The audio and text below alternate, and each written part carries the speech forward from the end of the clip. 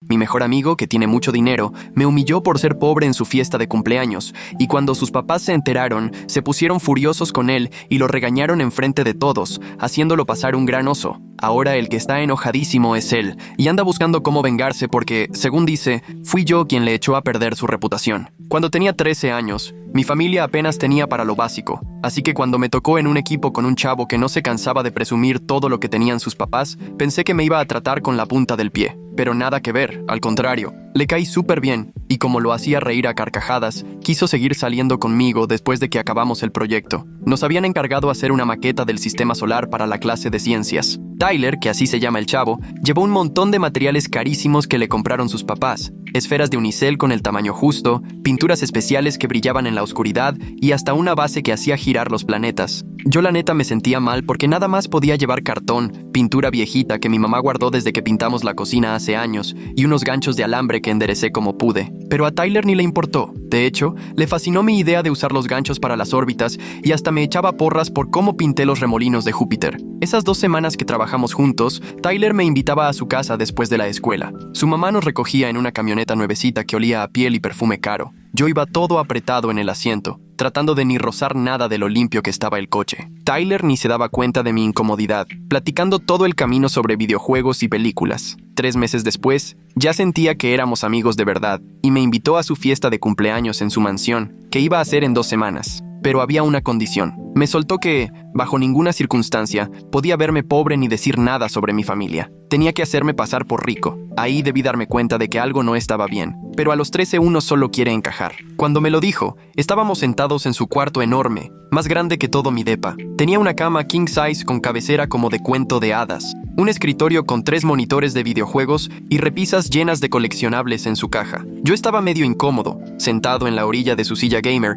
que seguro costaba más que todos los muebles de mi casa juntos. No puedes venir vestido así, ya sabes, me soltó, mirando mis jeans ya bien gastados y mi playera deslavada, sin siquiera voltear a verme mientras acomodaba una figura de acción. Mis otros amigos no lo entenderían. Solo por una noche, ¿va? Asentí, tragándome el nudo en la garganta y diciéndome que era como disfrazarse, solo por un rato. Las 2 semanas previas a la fiesta fueron una tortura. Tyler no dejaba de insistir en que tenía que comprar ropa y zapatos nuevos. Le pedí a mi mamá que trabajara doble turno en la cafetería y me diera sus propinas. Ella lo hizo, y de milagro juntamos para comprarme un conjunto decente en el centro. No era de marca como Tyler quería, pero al menos no parecía de segunda. A diario en la comida, Tyler me interrogaba sobre marcas y viajes. Si alguien te pregunta a dónde fuiste en verano, di Aspen, no la playa. Nadie cool va a las playas normales, me decía, empujando su comida mientras yo solo quería que no se me notara el hambre. Y si preguntan a qué se dedica tu papá, di que es banquero de inversiones. Así suena bien y nadie pregunta más. Me la pasaba horas practicando frente al único espejo de cuerpo entero que teníamos, el del baño, todo rajado y con un marco de plástico pintado como si fuera madera. Me paraba ahí ensayando sonrisas y movimientos para intentar parecer que encajaba en el mundo de Tyler. El día de la fiesta sentí que entraba a una película. La mansión tenía columnas enormes y una entrada circular llena de carros que costaban más que 5 años de sueldos de mi mamá. Adentro, meseros con charolas de bocadillos elegantes y un DJ en el fondo. Todo el camino estaba iluminado con luces en el piso, guiándote hacia unas puertas enormes como de castillo. Un mayordomo de guantes blancos abrió la puerta y me pidió mi nombre para checarlo en una lista. El recibidor tenía el techo altísimo y una lámpara de cristal que brillaba como cascada. El piso de mármol relucía tanto que me vi reflejado y me dio mucha pena ver mis zapatos baratos. La música vibraba desde el fondo y se sentía en el suelo. Todo olía a flores, velas y comida que ni reconocía. El estómago me rugía del nervio y el hambre, porque ni cené de la preocupación antes de llegar. Tyler me presentó con sus amigos y hasta pude platicar sobre temas de escuelas privadas y vacaciones. Por una hora, de verdad sentí que encajaba, que me reían los chistes y me trataban como uno más. Tyler me echaba sonrisas desde la otra esquina, como si estuviera orgulloso de presentarme. Me encontré rodeado de chavos con peinados perfectos y relojes carísimos, hablando sobre las mejores pistas de esquí, y yo solo asentía, repitiendo datos que había memorizado de internet en la biblioteca. Una chava de cabello rubio lacio me dijo que le gustaba mi camisa y preguntó si era de un diseñador que ni conocía. Le respondí que mi personal shopper la había elegido, tal como practiqué, y pareció convencerla. Los bocadillos en las charolas parecían mini obras de arte, cosas envueltas en hojaldre, brochetitas de colores, vasitos de sopa. Me fijé cómo los demás comían para imitarlos, cuidando no verme fuera de lugar. Cuando se me cayó una servilleta, sentí que me ardía la cara, pero la recogí rápido antes de que nadie se diera cuenta. Y fue justo ahí cuando todo cambió. Estábamos en la sala de juegos de Tyler cuando uno de sus amigos empezó a quejarse de los becados en la escuela. Tyler, sin pensarlo, se aventó un discurso sobre lo mucho que le desagradaba a la gente pobre, hablando como si ni siquiera fueran personas de su mundo. La sala de juegos era otro rollo: mesa de billar con paño rojo, máquinas de arcade y un cine en casa con sillones de piel reclinables, frente a una pantalla enorme, más grande que la pared de mi cuarto.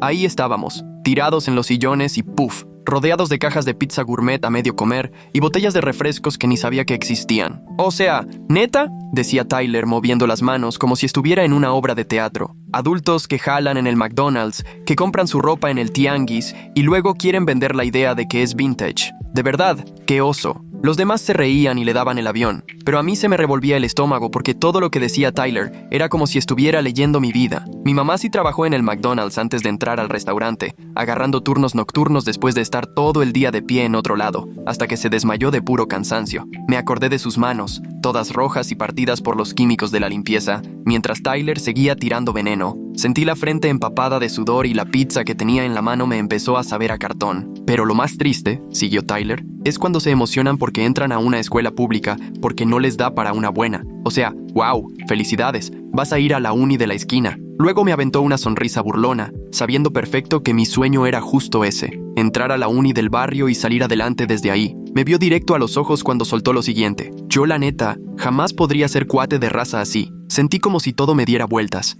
Apenas la semana pasada le había enseñado a Tyler un folleto de esa universidad, señalando el programa de enfermería que tenía clases en la noche para poder chambear de día. Él había hecho como que le interesaba, preguntando sobre becas y todo, pero ahora eso era motivo de burla. Me quedé pasmado, viendo cómo Tyler seguía hablando pestes. Se aventó un comentario de lo asqueroso que era cuando la gente pobre quería comprar en tiendas nice, que no soportaba tenerlos cerca, y que si algún día se enteraba de que sus amigos eran pobres, les soltaría un balazo con el rifle de su papá. Ya no aguanté y salí corriendo, llorando. Atravesé la casa mientras las risas me seguían, esquivando meseros y a otros invitados que ni entendían qué pasaba, con la vista toda borrosa de las lágrimas. Choqué con una mesa, tiré algo al piso, pero ni me detuve a ver qué era. Toda mi pose de niño fresa, bien practicada, se hizo trizas cuando empecé a sollozar sin poder controlarlo. Y ahí fue cuando todo cambió. Los papás de Tyler me encontraron en las escaleras de la entrada y me preguntaron qué había pasado. Al principio quise cubrir a Tyler y dije que no era nada, pero insistieron, de verdad preocupados. La señora Prescott se agachó a mi lado,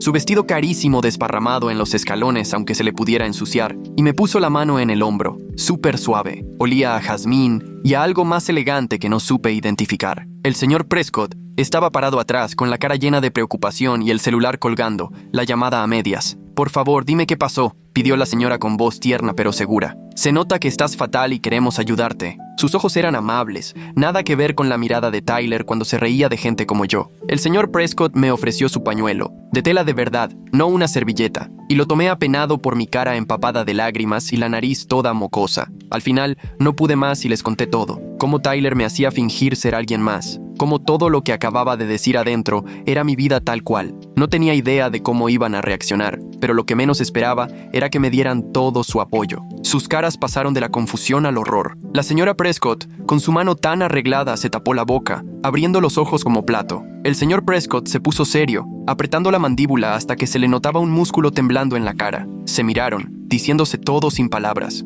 El papá de Tyler entró de volada y anunció que la fiesta se acababa por el comportamiento inaceptable de su hijo. Los demás no entendían nada, pero él ni explicó, solo los corrió a todos. Luego se llevó a Tyler a su cuarto para hablar con él a solas. Yo, desde la puerta, vi a los demás salir, murmurando entre ellos y lanzándome miradas raras. Algunos papás vinieron por sus hijos, bien enojados porque les arruinaron la fiesta. Yo me pegué a la pared, queriendo desaparecer, apretando el pañuelo en la mano sudada. La mamá de Tyler me pidió disculpas frente a todos, y cuando ya no había niños, les contó en privado a los papás lo que había pasado. Se partieron en dos bandos. Algunos dijeron que lo de Tyler era solo una broma, pero la señora los cortó en seco. Otros se me acercaron y me preguntaron dónde trabajaban mis papás, viendo si podían ayudarles a encontrar algo mejor. Una señora con un collar de diamantes, que brillaba cada que se movía, se agachó a mi altura y me preguntó con mucho tacto sobre la experiencia de mi mamá. Otro señor, vestido con un traje que seguro valía más que nuestro depa, me dio su tarjeta y me dijo que le dijera a mi mamá que lo llamara por una vacante en su empresa.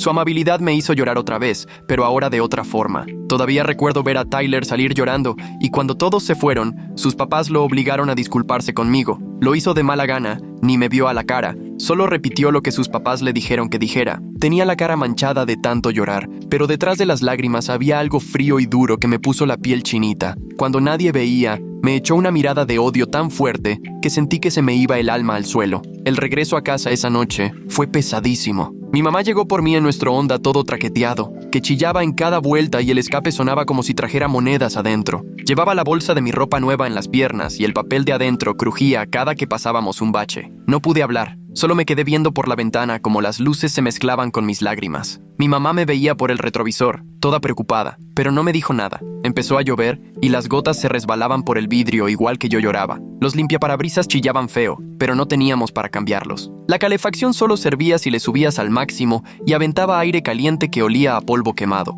Mi ropa nueva, ahí en la bolsa, se me hacía como un disfraz, algo que ni era mío. Cuando por fin llegamos al edificio, con la luz de afuera parpadeando arriba de nuestro cajón, me quebré y le solté todo. Su cara fue cambiando mientras hablaba. Primero sorpresa, luego coraje y al final una tristeza tan grande que de pronto se veía mucho más grande, como si hubiera envejecido de golpe. Me abrazó envolviéndome en ese aroma tan suyo a grasa de cafetería y perfume barato y me dijo: si quieres, el lunes te quedas en la casa. Pero las dos sabíamos que esconderme solo lo iba a hacer peor. Nuestro edificio de departamentos ya tenía sus años. La pintura se caía a pedazos y los pasillos de concreto estaban marcados por tantas lluvias y pisadas. El elevador llevaba siglos sin funcionar, así que subimos los 4 pisos en silencio, mi mamá cargando mi mochila y yo aferrada a la bolsa con la ropa nueva. La puerta de nuestro depa siempre se atascaba con la humedad. Había que aventarla con el hombro para que abriera. Adentro nos recibió el olor a detergente y ese tufo que deja el espagueti recalentado de anoche. Ese fin de semana se me hizo eterno.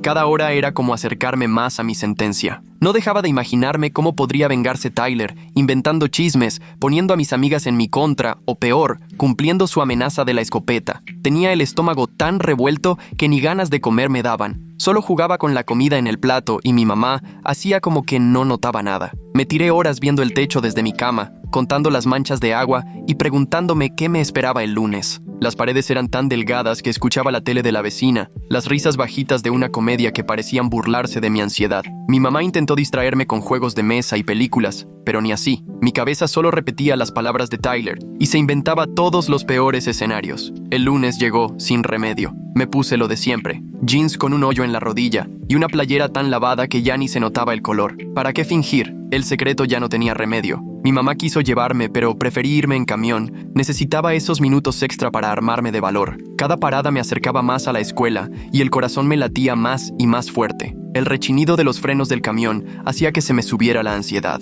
Los asientos de vinil ya estaban todos rajados, el piso pegajoso de tanto refresco y huellas de lodo. Los demás chavos platicaban y se reían. Sus pláticas del fin de semana y la tarea se oían tan normales que daban envidia. Yo apretaba la correa de la mochila hasta que los nudillos se me pusieron blancos, practicando qué iba a decir cuando empezaran a molestarme. Apenas entré, empezaron los susurros. Chavos que ni conocía me veían y cuchicheaban tapándose la boca. En la primera clase, el asiento junto a mí quedó solo, aunque el salón estaba lleno. En el pasillo, alguien tiró mis libros sin querer, los papeles rodando por el piso sucio y las risitas oyéndose por todos lados. Las luces fluorescentes zumbaban sin parar, echando una luz dura que hacía notar lo gastado de mi ropa. Todo el plantel olía a limpiador barato, comida de cafetería y el sudor de un montón de cuerpos apretados. Los casilleros tronaban a mi alrededor mientras recogía mis papeles, las manos temblando tanto que apenas podía agarrarlos. Un profe pasó, echó un vistazo y siguió derecho. Quién sabe si porque no se dio cuenta o porque prefirió no meterse. Para la hora de la comida ya estaba completamente sola, como si tuviera un campo de fuerza invisible a mi alrededor,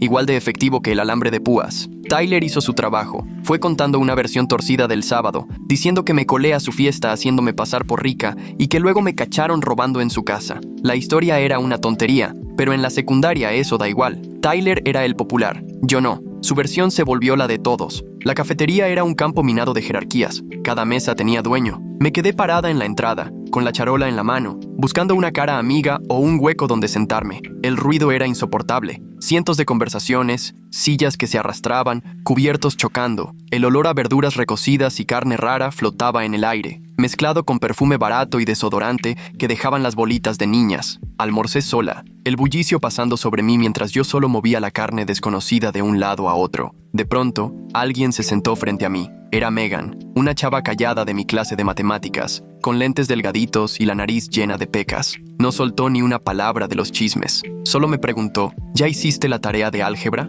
Ese detalle tan mínimo casi me saca las lágrimas. Su comida venía en un tupper, nada fancy pero claramente hecho en casa. Sin decir nada, me pasó la mitad de su galleta de chispas de chocolate y abrió su cuaderno de mates como si sentarse conmigo fuera la cosa más normal del mundo. Los lentes se le resbalaron por la nariz y se los acomodó con el dedo, un gesto que después siempre le reconocí. La semana siguió igual. Tyler y su grupito hacían ruidos de asco cada vez que pasaba. Alguien metió basura en mi mochila en la clase de deportes. Mi casillero amaneció rayado con la palabra ladrona en plumón negro, las letras chuecas y llenas de coraje. Le dije al profe, pero nomás le dio una advertencia a Tyler que ni sirvió. El conserje intentó borrarlo con un químico que solo decoloró la pintura, dejando la palabra igual de visible, rodeada de una mancha pálida. El olor a químico se quedó días, recordándome lo que pensaban de mí cada vez que iba por mis libros. Por dentro, mi mochila necesitó varias lavadas para quitarle la cáscara de plátano y el yogur que alguien metió, pero el cierre quedó pegajoso, siempre atrapando tierra y pelusa. El viernes se puso peor. Tyler me acorraló después de deportes, cuando el vestidor ya estaba vacío, y me arrinconó contra los casilleros fríos,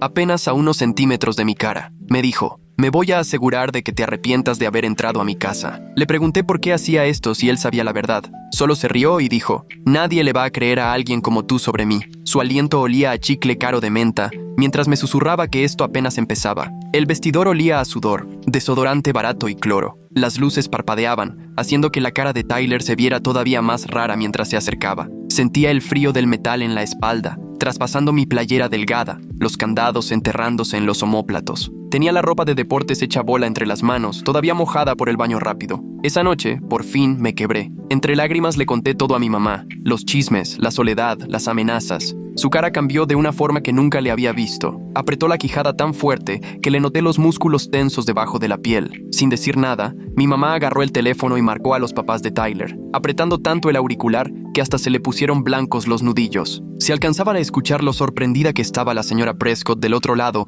mientras mi mamá, con la voz temblorosa más de rabia que de miedo, le contaba a detalle todo lo que había pasado esa semana. La señora Prescott aseguró que iba a hacer algo de inmediato, y por el tono en que lo dijo, se notaba que iba en serio. Nuestra mesita de cocina chilló cuando mi mamá se recargó en ella, mientras el cable del teléfono, porque todavía no teníamos para uno inalámbrico, atravesaba toda la cocina. El refrigerador hacía un ruido que retumbaba fuerte, sobre todo cuando mi mamá se quedaba callada entre frase y frase. Solo una bombilla alumbraba la cocina, echando unas sombras bien marcadas en la cara de mi mamá, que la hacían verse todavía más dura. Afuera, a través de la ventana, el anuncio de neón de la tienda de la esquina parpadeaba de vez en cuando y bañaba las paredes de la cocina con un rojo que parecía advertencia. El fin de semana se nos fue en un silencio tenso, lleno de nervios. Yo nomás pensaba que el lunes Tyler iba a buscar vengarse peor por haber metido a sus papás de nuevo, pero cuando llegué a la escuela, ni sus luces. No apareció ese día, ni el siguiente, ni en toda la semana. Los chismes no se hicieron esperar, que si lo habían mandado a un internado, que si a una academia militar,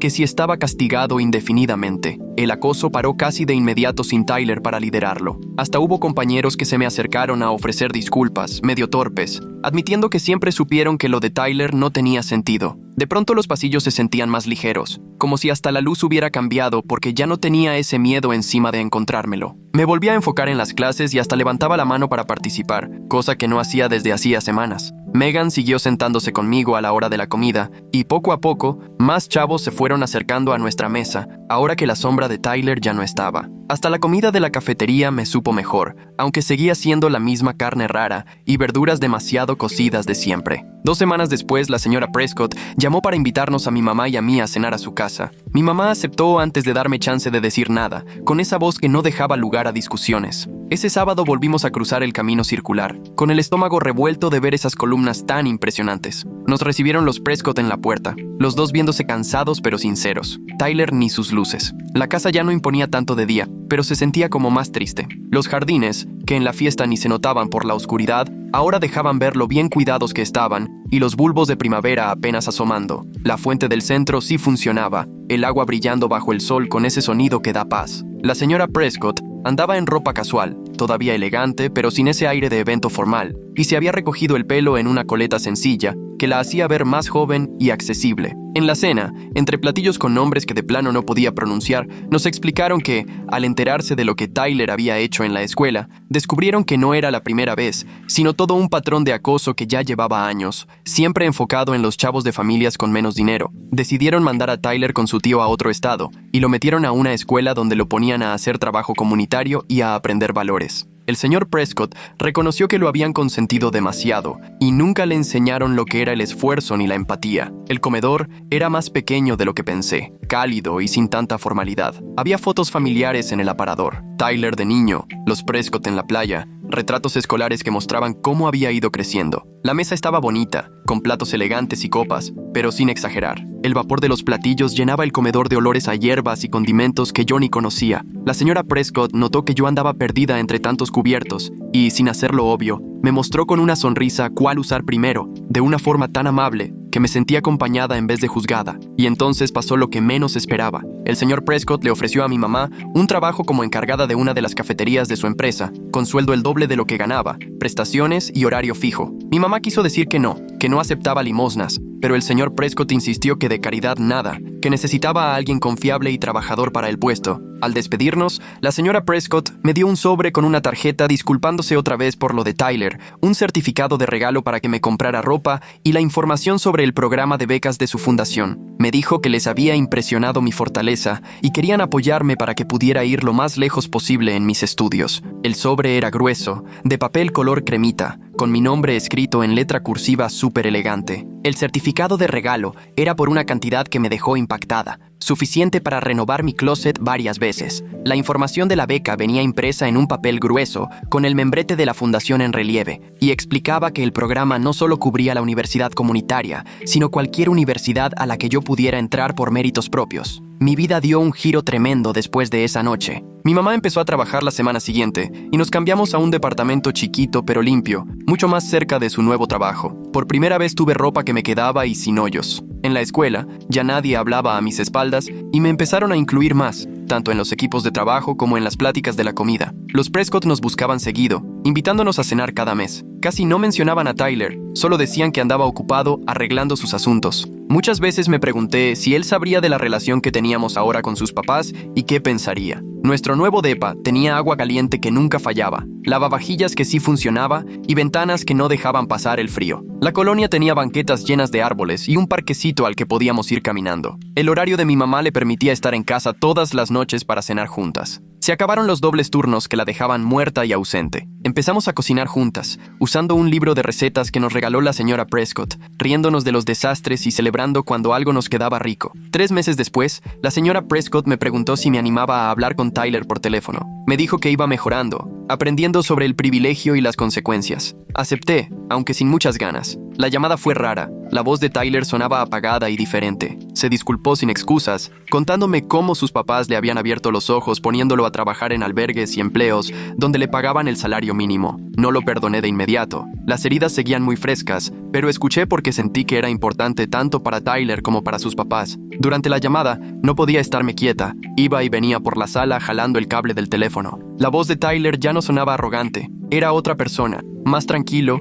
como si por fin estuviera pensando en serio. Me contó que ahora trabajaba con personas que viven al día, que no tenía idea de lo que realmente significaba eso hasta ahora. Cuando mencionó ver a una mamá soltera llorando porque no le alcanzaba ni para las medicinas, ni para los útiles de su hijo, su voz se le quebró tantito. Yo no sabía si ese cambio era de verdad o solo estaba actuando, pero quería creer que la gente sí puede cambiar. Ese verano, los Prescott nos invitaron a su casa del lago. Me daba nervios ver a Tyler, pero la señora Prescott me juró que él no iba a estar. Tomaron la decisión de mandarlo a vivir con su tío hasta que terminara la prepa, a ver si se le quitaba lo pesado antes de que fuera tarde. Sentados en el muelle viendo el atardecer, el señor Prescott me dijo algo que nunca se me va a olvidar, que a veces hay que elegir entre ser un buen papá o uno popular. Ellos escogieron ser buenos papás, aunque Tyler en ese momento los odiara por eso. Mi mamá le apretó la mano entendiendo perfecto. La casa del lago no tenía el lujo de su mansión, pero para mí era más bonita que cualquier lugar donde hubiera estado. Olía a pino y cedro, con sillones pensados para sentarse mojado y dejar marcas de arena sin problema. El muelle se metía en el agua cristalina, que reflejaba el cielo mientras se pintaba de colores al anochecer. Las libélulas pasaban rozando el agua, haciendo círculos perfectos con sus alas. A lo lejos, se escuchaba el canto de los somormujos, una música triste y bonita en el atardecer. Ese fin de semana cambió muchas cosas. Por primera vez, aparte de mi mamá, sentí que tenía adultos que realmente se preocupaban por mi futuro. La señora Prescott me llevó a comprar útiles y se empeñó en que tuviera una mochila decente y una buena calculadora. El señor Prescott me enseñó a pescar desde el muelle, con una paciencia que mi papá nunca tuvo. Cuando volvió el ciclo escolar en otoño, todo ya era distinto. Tyler ya no estaba, pero las historias sobre él se hicieron leyenda. Que si lo mandaron a la militar, que si lo desheredaron, que si estuvo en un reclusorio de menores. Nunca desmentí nada, en parte porque ni yo sabía la historia completa y en parte porque agradecía que me dejaran en paz. Mi mochila nueva era súper resistente, con tirantes acolchonados que ya no me lastimaban los hombros como la anterior. La calculadora era de esas bien avanzadas que pedían en las clases de mate, que antes ni soñando hubiera tenido. El señor Prescott me enseñó cómo poner el anzuelo sin miedo, a lanzar la caña sin que se enredara el hilo, y sobre todo, a tener paciencia y disfrutar el silencio, en vez de estarme desesperando. En esas idas a pescar, platicábamos de todo, las materias que me gustaban, libros que había leído, sueños que antes ni me atrevía a decir en voz alta. El trabajo nuevo de mi mamá cambió todo en la casa. El refri estaba lleno. Ella ya no llegaba derrotada ni callada. Ahora hasta podíamos pagar el internet, así que por fin hacía mis tareas en casa sin tener que quedarme en la biblioteca. Cosas que para muchos son normales. Para nosotras eran casi milagros. Poco a poco se fue yendo esa angustia de no saber si iba a alcanzar para la comida o la renta, y en su lugar llegó una tranquilidad que nunca había sentido. Mi mamá hasta se inscribió a clases para sacar un título técnico, algo que siempre había querido pero nunca podía por falta de tiempo o dinero. Sus manos, que antes estaban secas y rojizas de tanto limpiar, empezaron a sanar. Se reía más fácil y se le notaba menos preocupación en la cara. Empezamos la costumbre de hacer hot cakes los domingos en la mañana, algo imposible cuando trabajaba fines de semana. 2 meses después de arrancar el semestre, pasó algo raro. Llegó un chavo nuevo, Evan, que se empezó a juntar con el grupo de amigos que antes eran los de Tyler. Sus miradas medio calculadoras en los pasillos me pusieron inquieta, como si ya los conociera. De pronto empezaron a llegar notas a mi casillero, papelitos con cosas como caso de caridad o interesada, escritos con una letra que no reconocía. Las tiraba sin decir nada porque no quería preocupar a mi mamá justo ahora que todo iba mejor. Los papelitos estaban doblados chiquitos, atorados en la rendija de la puerta, con una letra fea y marcada que se notaba llena de coraje. Me volví experta en abrir el casillero rapidísimo y tirar las notas en diferentes botes de basura para que nadie notara nada. Cada vez que giraba el candado, me temblaban las manos de pensar qué iba a salir ahora. Todo empeoró cuando crearon un perfil falso en redes con mi nombre y subieron fotos del edificio viejo donde vivíamos, con comentarios insinuando que cambiaba favores por ropa. Los chismes regresaron y no me quedó de otra más que borrar mis cuentas reales. Lo peor fue cuando desapareció mi mochila en la clase de deportes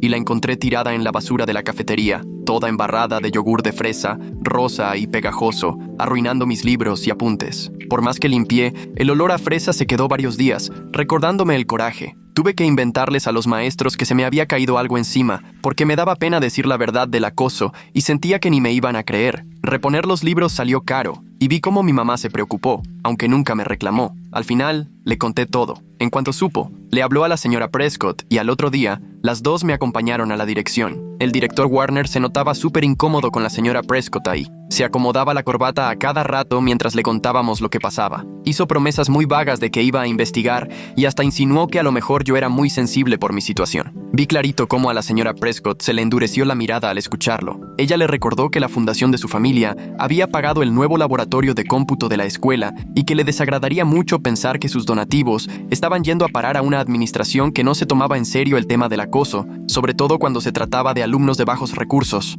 El director cambió de actitud en ese instante y nos aseguró que él mismo iba a investigar y a tomar cartas en el asunto del bullying. Al salir, la señora Prescott me apretó el hombro y me susurró que a veces hay que hablarles en su propio idioma a las personas para que te hagan caso. La oficina del director Warner olía a café y a cera para muebles, y estaba llena de diplomas y reconocimientos enmarcados por todas las paredes. Su escritorio era enorme, como si lo hubiera puesto a propósito para marcar distancia con quien llegara, y las sillas donde nos sentamos estaban bajitas, igual para que uno sintiera esa diferencia de poder. Pero la señora Prescott ni se inmutó y se sentó recta, viéndolo siempre a los ojos. La placa con su nombre brillaba sobre el escritorio, justo puesta para que se viera desde la entrada y nadie olvidara quién mandaba ahí. Durante varias semanas, todo pareció mejorar. El perfil falso desapareció, dejaron de llegarme notas y pude enfocarme en la escuela y en ayudar a mi mamá a adaptarse a sus nuevas responsabilidades. Pero un viernes en la tarde me quedé más tiempo en la escuela para terminar un proyecto de ciencias y, cuando ya me iba, Los pasillos estaban casi vacíos. Escuché unos pasos detrás de mí y, antes de poder voltear, alguien me aventó con fuerza contra los casilleros. Mis lentes salieron volando y se arrastraron por el piso mientras yo trataba de no caerme. Apenas alcancé a distinguir, todo borroso, el rostro de Evan y a dos de los ex amigos de Tyler junto a él. Evan me susurró que según yo, ya me sentía muy especial, pero que su primo Tyler le había contado todo de mí. Sentí el corazón helárseme cuando supe que eran parientes y que Tyler le había pedido asegurarse de que no se me olvidara lo que les pasa a los que se meten con su familia. No me pegaron, pero dejaron claro el mensaje cuando patearon mis lentes por el pasillo y me dejaron ahí, buscando a tientas y con el miedo a flor de piel. Cada ruido se amplificaba en el pasillo vacío, sus pasos alejándose, mi respiración cortada, el sonido de mis lentes raspando el piso. Las luces fluorescentes zumbaban arriba y lanzaban sombras horribles, lo que hacía aún más difícil ver sin mis lentes. Los casilleros se sentían helados en mi espalda y las bisagras me apretaban la columna donde me habían aventado.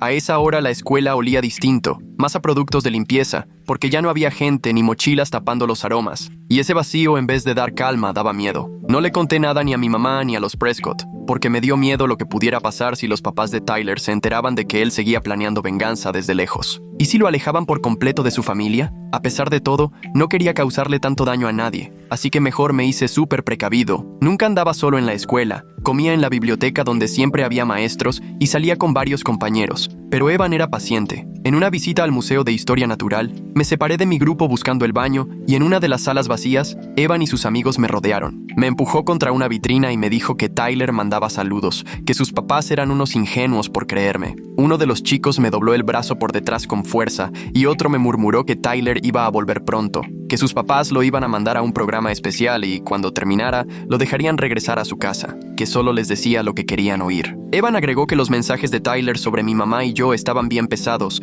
que según él los estábamos manipulando y que ya tenía planes para cuando regresara. Un guardia de seguridad apareció de pronto y todos se hicieron como si nada, fingiendo que estaban viendo las exhibiciones. Volví con mi grupo temblando, pero sin mostrar el miedo. La sala estaba a oscuras para proteger las piezas y las caras de los chicos se veían todavía más siniestras bajo esa luz. La vitrina de cristal estaba fría y dura en mi espalda y el borde se me clavaba en los omóplatos. Los fósiles detrás del cristal parecían mirarnos, testigos de esta crueldad moderna. El aire acondicionado del museo sonaba bajito, cuidando la temperatura y la humedad para las piezas, mientras yo luchaba por respirar del susto. El que me tenía el brazo olía a tanta loción que hasta mareaba, y encima se acercó a susurrarme las amenazas de Tyler. Esa noche no pude dormir. ¿Y si Tyler estaba controlando a sus papás? ¿Y si regresaba y convencía a todos de que mi mamá y yo nos estábamos aprovechando? Podíamos perderlo todo. El trabajo de mi mamá, mis útiles, la seguridad que habíamos encontrado. Al día siguiente, aunque tenía unas ojeras tremendas y no quería ni desayunar, mi mamá insistió hasta que le solté todo. Los encuentros con Evan, las amenazas y el supuesto regreso de Tyler. En cuanto le conté, marcó a la señora Prescott y puso el altavoz. Después de un silencio bien pesado, la señora Prescott suspiró y dijo que sí, que Tyler seguía buscando a sus amigos aunque tenía el celular controlado, que estaba en un programa especial que a lo mejor le permitiría regresar, pero eso sería en años, no en meses. Nos prometió que iba a hablar con los papás de Evan ese mismo día y nos invitó a cenar para platicar mejor. Esa mañana la cocina se sentía más chiquita que nunca, casi apretada, mientras mi mamá iba de un lado a otro con el teléfono en la mano. La luz del sol entraba por la ventana del fregadero y dejaba ver el polvo flotando entre nosotras. El refrigerador hacía un ruido fuerte en el silencio después de la llamada, y mi desayuno seguía intacto, la leche ya aguada y el cereal deshaciéndose, como si mi seguridad también se estuviera desmoronando. El camino a la casa de los Prescott se me hizo eterno, lleno de incertidumbre y miedo. ¿Y si esto terminaba con su apoyo? ¿Y si pensaban que no valía la pena tanto problema? El señor Prescott nos abrió la puerta y se veía más cansado, con las arrugas de los ojos más marcadas. En la sala, la señora Prescott estaba sentada con una carpeta de papeles y una expresión seria. Nos explicó que lo de Tyler no era nuevo, que ya antes había pasado algo y lo habían manejado entre familia, pensando que era solo rebeldía de adolescente. El señor Prescott dijo que los psicólogos ahora creen que Tyler tiene problemas serios con la empatía y la honestidad, que lleva años manipulándolos, portándose como el hijo perfecto cuando le conviene y siendo cruel cuando nadie lo ve. La señora Prescott reconoció que preferían ignorar la realidad porque resultaba mucho más fácil que aceptar los problemas serios de su hijo. Mi mamá le tomó la mano, asegurándole que ahora sí estaban haciendo lo correcto. El ambiente en la sala de los Prescott era distinto a lo habitual. Los muebles elegantes y las obras de arte seguían ahí, pero el aire se sentía denso, triste. Aunque la noche era templada, la chimenea ardía y las sombras bailaban por el cuarto. Sobre la mesa de centro estaba la carpeta de la señora Prescott. Los papeles adentro reflejaban decisiones difíciles y verdades dolorosas. Una foto familiar en la repisa mostraba a Tyler de unos 10 años, sonriendo entre sus papás, como si estuviera congelado en el tiempo antes de que todo se viniera abajo. El señor Prescott anunció 3 cosas. Tyler no volvería a casa pronto, necesitaba ayuda más seria de la que pensaban. Los papás de Evan, que no tenían idea de lo que su hijo había hecho, planeaban que se fuera a vivir con su papá a otro estado. Y lo más inesperado, habían puesto protecciones legales a nuestro favor. La señora Prescott abrió la carpeta y nos enseñó los documentos de un fideicomiso para mis estudios, ya fuera universidad, prepa o lo que yo eligiera, con la intención de asegurar mi futuro sin importar lo que pasara entre las familias. También prepararon un contrato de trabajo para mi mamá, con buenas prestaciones y respaldo en caso de despido. Mi mamá quiso rechazarlo, diciendo que era demasiado, pero el señor Prescott se mantuvo firme. Aceptó que durante años habían intentado resolver los problemas de Tyler con cheques, sin afrontarlos de verdad, y que ahora querían usar su dinero para hacer el bien de verdad. Los papeles legales eran montones de hojas llenas de palabras complicadas. Términos como fideicomiso irrevocable y beneficiarios resaltaban en cada página. El señor Prescott se tomó el tiempo de explicar cada parte, bajando el lenguaje legal a palabras fáciles, y su experiencia en negocios se notaba en cada explicación. El olor a papel nuevo y tinta fresca llenaba la sala. Mi mamá hojeaba su contrato con las manos temblorosas, abriendo los ojos sorprendida al ver el sueldo y las prestaciones bien detalladas, blanco y negro. Esa noche todo cambió entre nosotros. Los Prescott ya no solo nos ayudaban, nos hacían parte de su vida de forma permanente. La señora Prescott empezó a orientarme en la escuela. El señor Prescott me enseñó a manejar en su coche más sencillo y nos incluían en fiestas y vacaciones. Tyler se quedó primero con su tío y después lo mandaron a un internado especializado. Sus papás lo visitaban cada mes, pero siempre regresaban agotados. No daban detalles, aunque su decepción era obvia por la falta de avances. Las clases de manejo eran en una colonia tranquila, calles anchas y poco tráfico. El señor Prescott tenía una paciencia infinita. Nunca se desesperaba cuando me fallaban los cambios o frenaba de golpe. Me enseñó a checar los puntos ciegos, estacionarme en paralelo y cambiar una llanta, cosas que se supone mi propio papá tendría que haberme enseñado. La señora Prescott me ayudaba a prepararme para los exámenes, repasando fichas y ensayos con la misma dedicación que le ponía a su trabajo. Poco a poco, su casa se fue volviendo nuestro segundo hogar, un lugar donde realmente nos esperaban y recibían con gusto. Casi al final de primero de prepa, como 18 meses después de la famosa fiesta de cumpleaños de Tyler, llegué a casa y encontré a mi mamá en la mesa de la cocina, con cara seria, mostrándome un mensaje de la señora Prescott diciendo que fuéramos de inmediato a su casa. Algo le había pasado a Tyler. El camino se sintió eterno. Mi mamá me repetía que no era mi culpa, aunque yo no podía dejar de pensar que, tal vez, todo esto empezó por lo que hice en aquella fiesta. El mensaje seguía ahí en el celular, con pocas palabras pero mucha urgencia. Los semáforos parecían ponerse en rojo a propósito, deteniéndonos en cada esquina. El radio sonaba bajito, y ninguna de las dos se animaba a cambiarle, perdidas en nuestros pensamientos. El trayecto de siempre a casa de los Prescott se sentía de pronto desconocido. Cada vuelta nos acercaba a algo incierto. Cuando llegamos, los Prescott nos esperaban en la sala formal, tomados de la mano. Los ojos de la señora Prescott estaban rojos, pero se veía tranquila, mientras que el señor Prescott parecía más viejo de lo normal. Nos contaron que Tyler se había escapado de la escuela hacía 3 días, robando dinero a su compañero de cuarto y llevándose el coche de un empleado. Lo dejó tirado cerca de la frontera y nadie sabía dónde estaba. Sentí el corazón en la garganta. ¿Iba a venir aquí? ¿Vendría por mí? La señora Prescott, notando mi expresión, me aseguró que no creían que viniera, pues ya no tenía acceso a su dinero. De todas formas, contrataron seguridad para ambas casas. La sala formal casi nunca la usábamos, solo para cosas importantes o pláticas serias. Las botellas de cristal en la vitrina brillaban, lanzando destellos por las paredes, y el reloj antiguo marcaba fuerte el paso del tiempo en los momentos de silencio. La señora Prescott tenía las manos tan apretadas que se le ponían blancas, aunque hablaba con voz firme al explicar todo. Las siguientes semanas viví brincando por cualquier ruido. Un guardia me seguía de ida y vuelta a la escuela en un coche sin logos. Otro se quedaba cerca de nuestro edificio. Los Prescott decían que era pura precaución, pero su preocupación se sentía en el aire. Una noche, mientras cenábamos con ellos, sonó el celular del señor Prescott. Se puso pálido y luego le avisó a su esposa que habían encontrado a Tyler en Las Vegas intentando apostar con una identificación falsa, diciendo que tenía 21 años y que sus papás habían muerto en un accidente, dejándole millones. La señora Prescott preguntó si estaba bien físicamente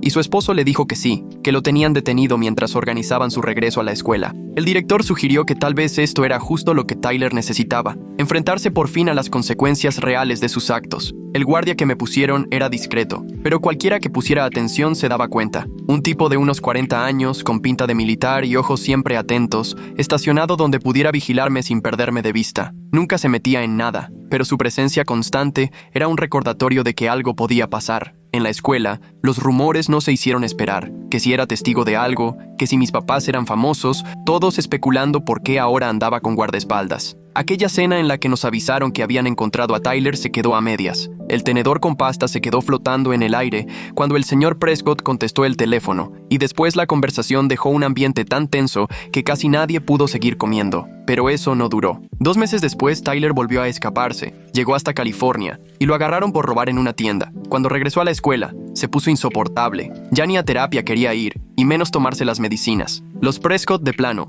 ya no pudieron más. Una noche, a la hora de la cena, la señora Prescott se soltó llorando y dijo que estaban pensando en hacer algo mucho más drástico, mandarlo a uno de esos programas extremos de terapia en la naturaleza y luego a un internado súper estricto. El señor Prescott explicó que ya habían probado de todo, terapeutas privados, medicinas, escuelas diferentes, y nada lograba que Tyler cambiara. Mi mamá les sugirió que se tomaran unos días lejos para pensar bien las cosas. Después de casi 2 años viviendo en modo de emergencia, los Prescott decidieron irse un fin de semana a su cabaña en la montaña y nos invitaron a quedarnos en su casa, cuidar a su perro viejito y disfrutar de sus cosas. El colapso de la señora Prescott fue de esos momentos que no ves venir. Estaba hablando del postre y de repente se le salió el llanto en la servilleta, como si todos esos años de estrés por fin la hubieran rebasado. Su Golden Retriever, ya viejito y caminando lentamente por la artritis, se le acercó y apoyó la cabeza en su regazo, mirándola con esos ojotes llenos de ternura y preocupación. El señor Prescott nos explicó que su cabaña estaba tan aislada que ni señal de celular había,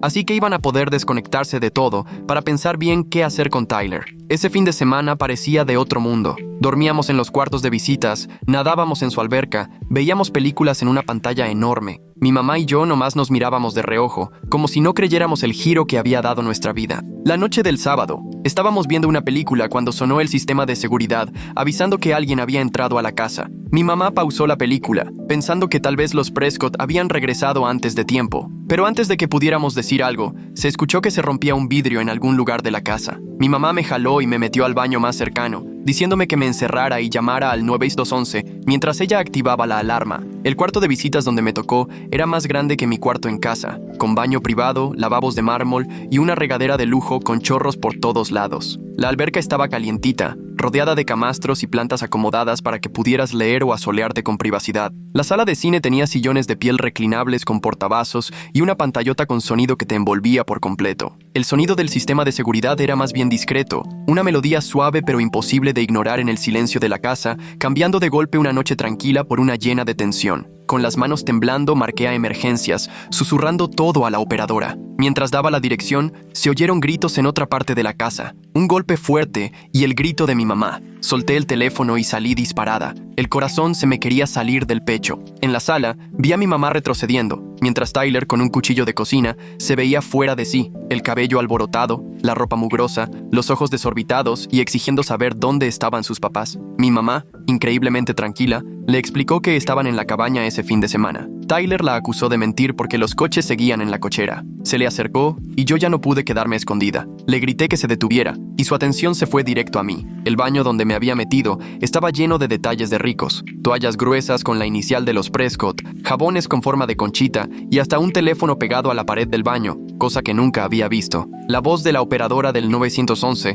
todavía salía del teléfono tirado en el piso mientras yo corría hacia donde estaba mi mamá. La sala estaba a oscuras. La película seguía en pausa proyectando una luz azul rara que hacía todo más inquietante. El cuchillo de Tyler brillaba en esa luz, reflejando la imagen congelada de la película mientras lo agitaba como amenaza. Su ropa estaba sucia y rota, el cabello hecho un desastre, los ojos llenos de miedo y coraje como nunca le había visto. Cuando me reconoció, se le torció la cara de enojo y me gritó que yo había puesto a sus papás en su contra y le había arruinado la vida. Se me fue encima, pero mi mamá se interpuso y me protegió, diciéndole con calma que la policía ya venía y que no se metiera en más broncas. Tyler bajó un poco el cuchillo con una mirada calculadora, diciendo que solo quería hablar con sus papás y que le dieran el dinero que según él le debían. Le dije que de verdad no estaban, pero que volvían mañana y que podía esperarlos si quería hablar. Tyler se quedó pensando y bajó el cuchillo un poco, pero justo en ese momento la alarma empezó a sonar a todo volumen y su cara cambió, pensando que lo habíamos acorralado. La alarma era un estruendo horrible, imposible de ignorar, diseñada para espantar a cualquiera y avisar a los vecinos. El ruido rebotaba en los techos y pisos de madera. No se podía pensar ni escuchar nada sin gritar. Toda la duda de Tyler desapareció en cuanto escuchó la alarma, y solo quedó el pánico de alguien atrapado. Su ropa apestaba a sudor y algo más, quizá alcohol o quién sabe qué sustancia. El olor se hacía más fuerte mientras se movía de un lado a otro, completamente fuera de control. El cuchillo era de los buenos, de chef profesional, brillando con cada movimiento. Antes de que pudiera hacer algo más, entraron los guardias por la puerta principal. Detrás de ellos los policías, ya con las armas en la mano. Tyler se volteó todavía con el cuchillo en la mano. Los policías le gritaban una y otra vez que soltara el arma, mientras mi mamá me jalaba al suelo y me cubría para protegerme. Sentí que todo iba en cámara lenta hasta que el cuchillo finalmente se le cayó y sonó contra el piso de madera. Cuando levanté la vista, vi a Tyler tirado boca abajo, con un policía inmovilizándole las manos mientras él lloraba. Esa actitud desafiante que siempre traía ahora, hecha pedazos por el miedo. La puerta principal se abrió tan de golpe que hasta dejó una marca en la pared. Los guardias de seguridad, todos vestidos de negro y con chalecos antibalas, entraron moviéndose con una coordinación impresionante mientras aseguraban el lugar. Los policías llegaron con las pistolas en la mano, sus lámparas alumbrando sin piedad y rebanando la oscuridad con haces que casi cegaban. Las órdenes de que soltara el cuchillo se mezclaban unas con otras, creando un ruido tan fuerte que parecía empujar a Tyler hacia el suelo. Cuando por fin el cuchillo tocó el piso, el sonido metálico se destacó entre todo ese caos, como si ese fuera el instante exacto en que Tyler dejó de resistirse. Los Prescott regresaron tan pronto como les avisaron lo que había pasado. Llegaron justo cuando la policía estaba subiendo a Tyler a la patrulla. La señora Prescott fue directo a ver cómo estábamos antes de acercarse a hablar con su hijo a través de la ventanilla. El señor Prescott se quedó con nosotras, pálido, y pidiendo disculpas una y otra vez. Más tarde, cuando la policía ya se había ido y la casa estaba en silencio, nos sentamos los cuatro en la cocina tomando té, cada quien atrapado en sus propios pensamientos. Fue entonces cuando el señor Prescott nos dijo su decisión. Tyler necesitaba más ayuda de la que ellos podían darle en casa, sin poner en riesgo a nadie, así que lo internarían en una clínica apenas se resolvieran los trámites legales. La señora Prescott me tomó de la mano y me dejó muy claro que nada de esto cambiaba el cariño que sentían por mi mamá y por mí, que ya éramos parte de la familia que eligieron. Las luces rojas y azules de la patrulla seguían parpadeando afuera, bañando la entrada en colores que iban y venían cuando llegaron los Prescott. La señora Prescott casi se bajó del coche antes de que frenara, con una cara de angustia total, y corrió a asegurarse de que estuviéramos bien. Lo que le dijo a Tyler por la ventanilla fue en voz tan baja que no entendí nada, pero su cuerpo tenso y la mano pegada al cristal decían todo. La cocina donde nos reunimos después era lo más cálido de la casa, sin tanta formalidad, con ollas de cobre colgando y dibujos de niños en las paredes. El té de hierbas que nos sirvió la señora Prescott era de esos que parecen abrazarte, aunque nadie se lo terminó, porque todavía seguíamos en shock por lo que acababa de pasar. Esa noche, cuando por fin regresamos a casa, agotadas por completo, mi mamá me contó lo que le había dicho la señora Prescott. Su comentario, ese que decía que habernos encontrado había sido su rayito de esperanza y que ayudarnos también los había ayudado a ellos, se me quedó muy grabado. Los Prescott perdieron a un hijo, pero encontraron otra clase de familia, y nosotras, que durante tanto tiempo batallamos y tuvimos tan poco, no solo ganamos estabilidad, sino personas que nos valoraron de verdad cuando otros, incluido su propio hijo, nos hicieron creer que no valíamos nada. Los faros del coche iban partiendo la oscuridad de regreso a casa, iluminando pedacitos del camino, justo como ahora nuestro futuro empezaba a verse menos incierto. Los postes de luz pasaban uno tras otro, lanzando destellos dentro del auto antes de que la penumbra nos envolviera de nuevo. Mi mamá llevaba las manos firmes en el volante, y en ese simple gesto se notaba toda la fortaleza que sacó para llevarnos sanas y salvas de regreso. De noche la ciudad parecía otra. Los edificios eran solo sombras contra el cielo, y los lugares conocidos se sentían diferentes, como si tuvieran otra historia. En el tercer aniversario de la fiesta de Tyler, la señora Prescott me dio una cajita envuelta después de cenar. Dentro venía una pulsera de plata con un dije en forma de puente, como recordatorio de que cuando un puente se quema, a veces se pueden construir otros. Me dijo que lo de Tyler fue muy triste,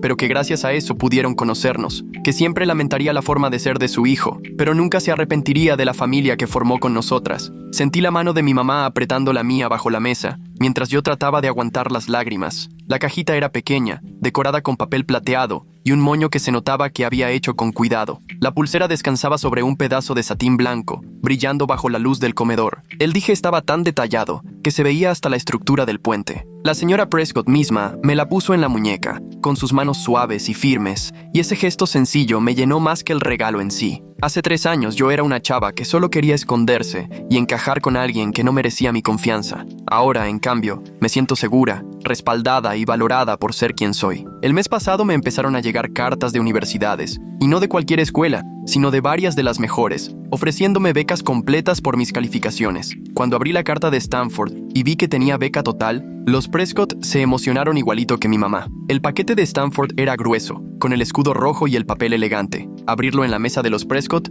fue idea de mi mamá, para que todos los que me apoyaron vivieran ese momento conmigo. La carta era formal, llena de felicitaciones, pero para mí lo más bonito fue mirar a mi mamá con los ojos brillosos de orgullo, el abrazo apretado de la señora Prescott y el señor Prescott dándome la mano y luego un abrazo. Al rato, la barra de la cocina se llenó de cartas de otras universidades, todas de colores y con logotipos que jamás pensé ver tan de cerca, una muestra de lo mucho que pude lograr gracias a ellos. Tyler sigue en tratamiento, ahora en un programa que le da más independencia. Sus papás lo visitan seguido y dicen que ha mejorado mucho, que ya se ve más consciente, menos berrinchudo, y hasta quiere estudiar psicología para entenderse mejor. No sé si algún día lo vuelva a ver, y la verdad estoy bien si eso no pasa. Hay historias que es mejor dejar atrás. Los Prescott nunca me presionan para que hable con él, siempre respetan los límites que puse. Cuando me cuentan algo sobre Tyler, solo lo hacen si es importante. Nunca dejan que eso se vuelva el centro de nuestra relación. Han sabido separar perfectamente esas partes de su vida, la relación con su hijo y la relación con nosotros, sin presionarlas para que se mezclen. Ese equilibrio dice mucho del respeto que tienen por mi experiencia